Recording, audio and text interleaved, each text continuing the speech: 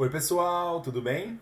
Vamos para o vídeo 3 dessa semana de 29 de março a 2 de abril, que encerra o bloco 2 dos conteúdos do primeiro trimestre.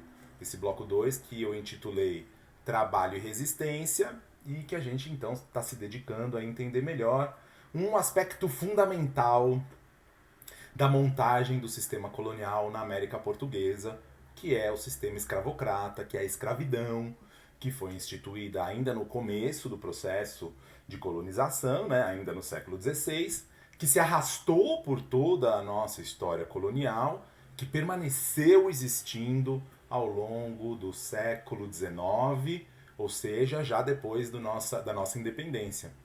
Lembrando sempre que a gente carrega a nada gloriosa, a triste marca de termos sido o último país a abolir a escravidão no Novo Mundo, né?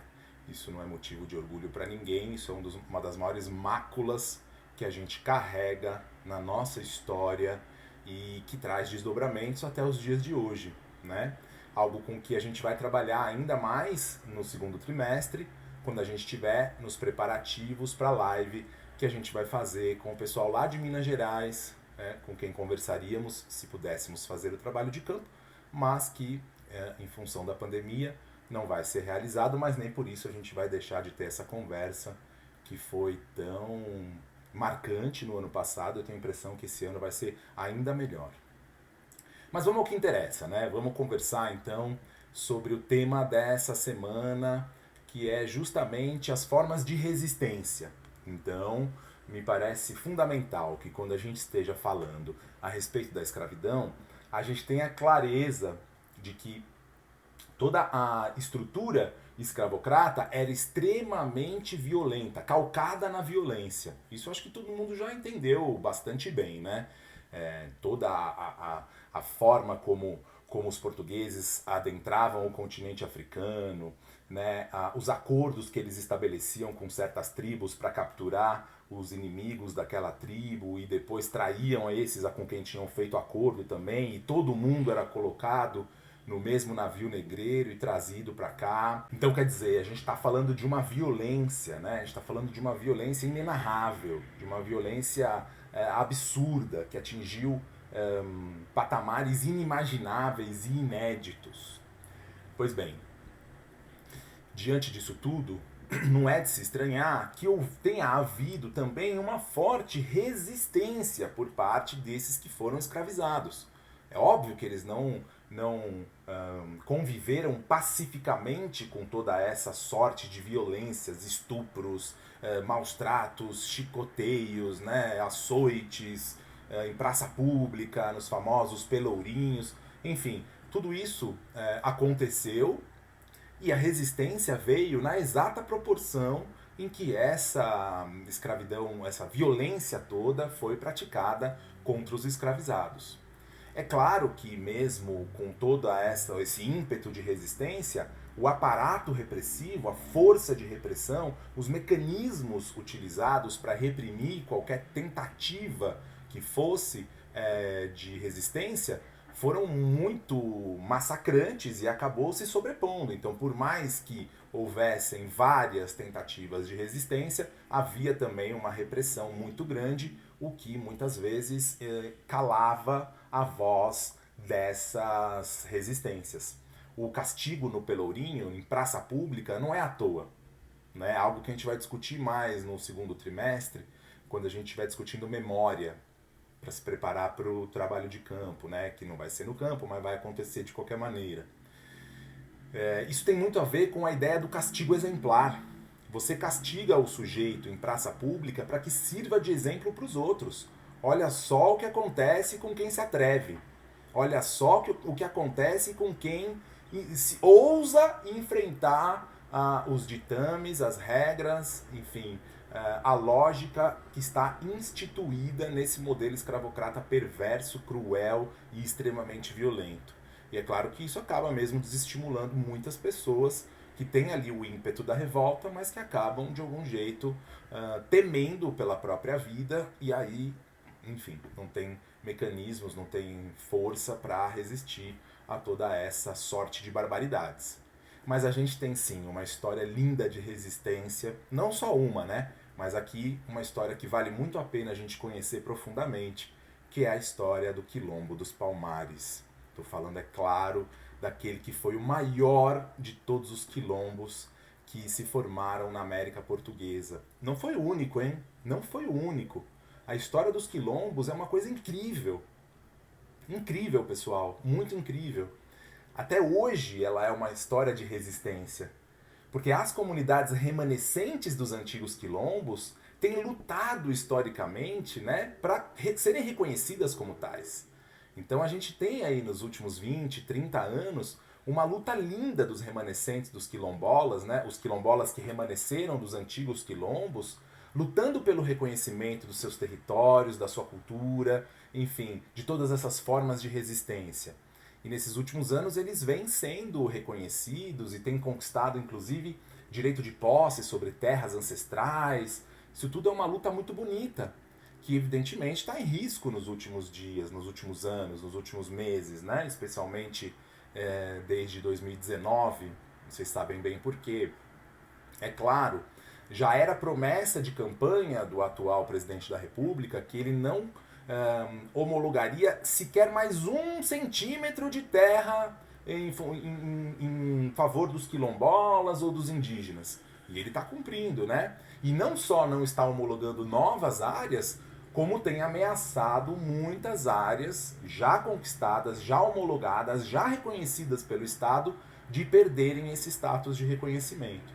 Então, quer dizer, a ofensiva contra essa resistência, ela continua acontecendo. Que coisa triste, né? Quer dizer, depois de séculos de escravização, depois de toda a sorte de horrores que se praticou contra um grupo étnico específico, contra os africanos, né? O que hoje poderia ser uma conquista cada vez maior e se expandir, infelizmente a gente está num momento de dissenso, a gente está num momento em que isso tudo está recrudescendo, tá, enfim, tá voltando, né? Tá indo para trás. Ao invés de a gente avançar, a gente está indo para trás.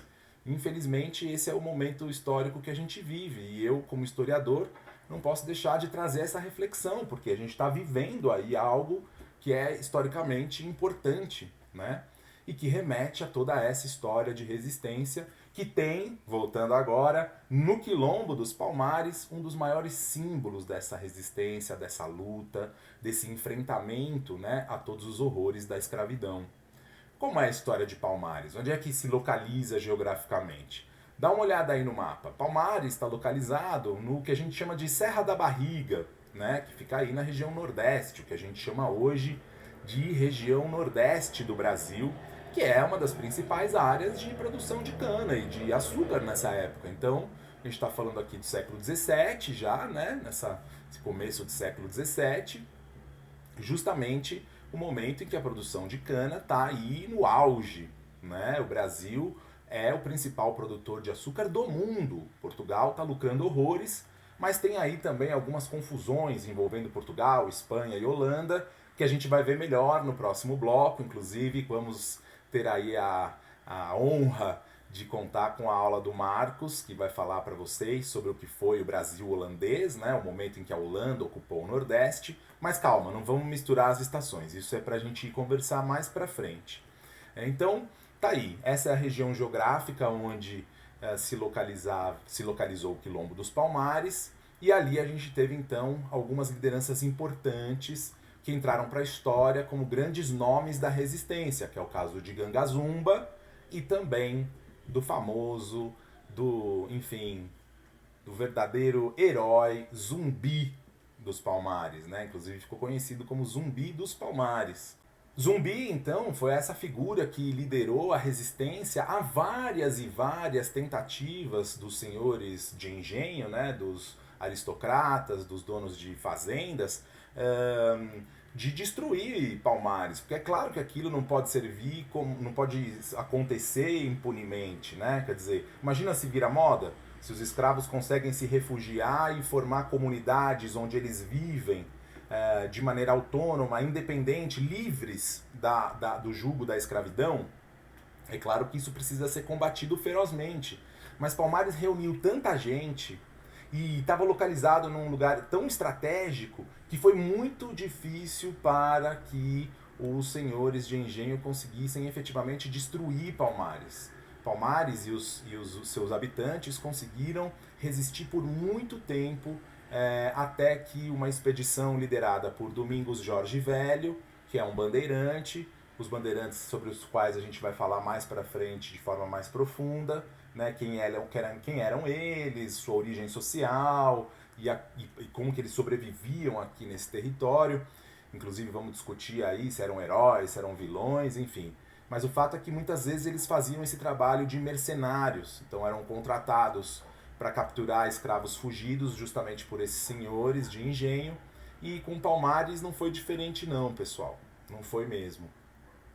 A gente está falando aqui então de uma história de luta e de resistência cujo final, é claro, não podia ser outro, né? Palmares foi aniquilado, foi destruído, Zumbi foi morto de maneira exemplar, com suas partes expostas para servir de exemplo, né, como castigo exemplar para que outros não tentassem a mesma coisa. E para encerrar esse vídeo, eu não podia deixar de apresentar para vocês esse que é um dos meus compositores e cantores favoritos, né? Um cara que eu admiro demais, que é o Jorge Ben, né? Mais recentemente ele mudou o nome artístico dele para Jorge Benjor, mas ele surge como Jorge Ben lá nos anos 60, uma figura ímpar da música brasileira, um grande militante da causa negra, e o Jorge Ben gravou essa canção que a gente vai acompanhar agora.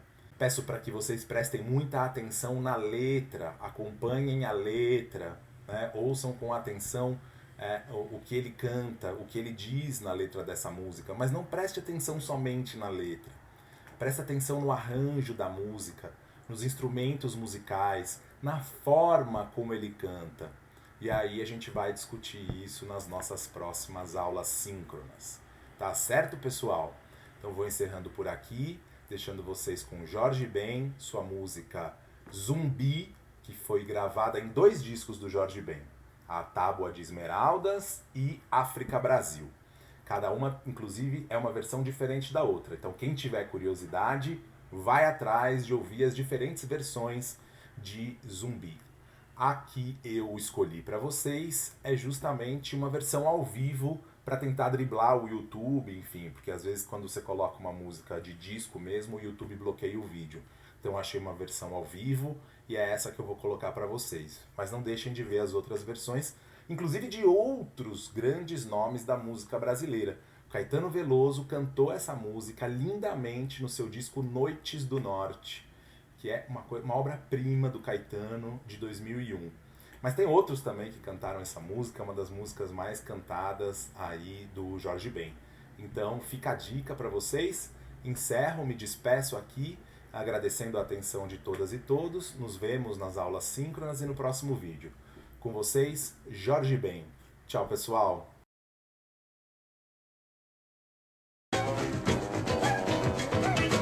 Salve, meu povo!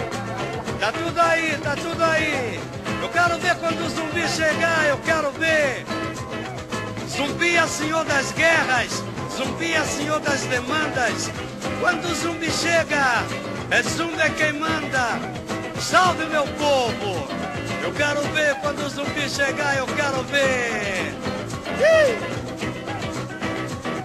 Angola, Congo, Benguela, Monjolo, Cabindanina, Quiloa, Ebolu, Angola, Congo, Benguela, Monjolo, Cabindanina, Quiloa, Ebolu. Aqui onde estão os homens, há um grande leilão. Dizem que nele há uma princesa à venda, que veio junto com seus súditos, acorrentados em carros de boi. Eu quero ver quando o Zumbi chegar, eu quero ver o que vai acontecer, eu quero ver. Zumbi é senhor das guerras, Zumbi zumbi é senhor das demandas. Quando o zumbi chega, é zumbi quem manda. Ai, ai, ai, ai, ai, ai, ai, ai, ai, ai, ai, ai. Ai, ai, ai, ai, ai, ai, ai, ai, ai, ai, ai, ai. Angola, Congo, Benguela, Monjolo, Cabinda, Nina, Quiloa, Rebolo. Angola, Congo, Benguela, Monjolo, Cabinda, Nina, Quiloa, Rebolo. Angola, Congo, Benguela, Monjolo, Cabinda, Nina, Quiloa, Rebolo. Ai, ai, ai, ai, ai, ai, ai, ai, ai, ai, ai, ai, ai, ai, ai, ai, ai, ai. Eu quero ver quando o zumbi chegar. Eu quero ver o que vai acontecer. Ai, ai, ai, ai, ai, ai, ai, ai, ai, ai, ai, ai, ai, ai, ai, ai, ai, ai. Eu quero ver quando o zumbi chegar. Eu quero ver o que vai acontecer. Zumbi.